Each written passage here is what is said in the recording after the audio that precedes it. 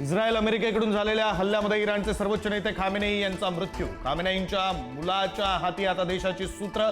Mustafa Khamenei आता इराणचे नवे सर्वोच्च नेते।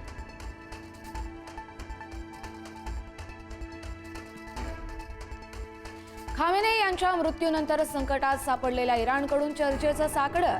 डोनाल्ड ट्रम्प यांचा मोठा दावा। इराणमधील नेत्यांना चर्चा करायची असून त्यासाठी आपण देखील तयार। ट्रम्प यांची माहिती। पंतप्रधान मोदींच्या उपस्थितीमध्ये मंत्रिमंडळाच्या सुरक्षा समितीची बैठक। इस्रायल इराण संघर्षामुळे उद्भवलेल्या जागतिक परिस्थितीचा घेतला सविस्तर आढावा।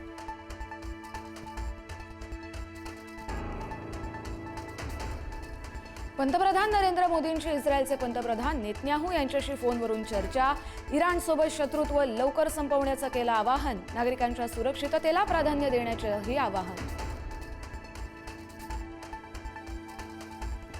इराणच्या सर्व टॉप लीडरशिपचा खात्मा। इस्रायली लष्कराचा मोठा दावा। इराणचे वरिष्ठ नेते आणि दहशतवादी म्होरके ठार झाल्याचा दावा।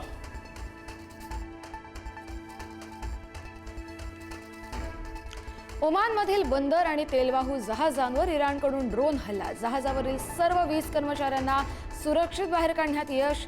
20 पैकी 15 भारतीय नागरिकांचा समावेश। इराणचे तेल अवीवमधील निवासी इमारतींवर हल्ले। तेल अवीवमधील निवासी इमारतींचं मोठ्या प्रमाणात नुकसान। नुकसानीचं ड्रोन फुटेज समोर।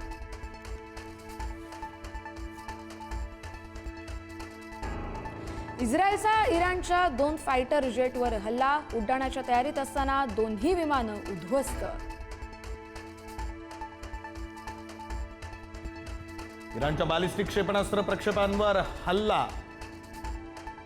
इस्रायली हवाई दलाची मोठी कारवाईमध्ये इराणचे ड्रोनही उद्ध्वस्त।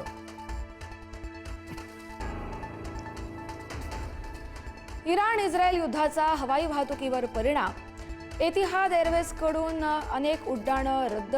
अबुधाबीकडून जाणारी येणारी विमानं 2 मार्चपर्यंत रद्द। इराणनं दुबईला लक्ष्य केल्यानं UAEकडून हवाई हद्द बंद।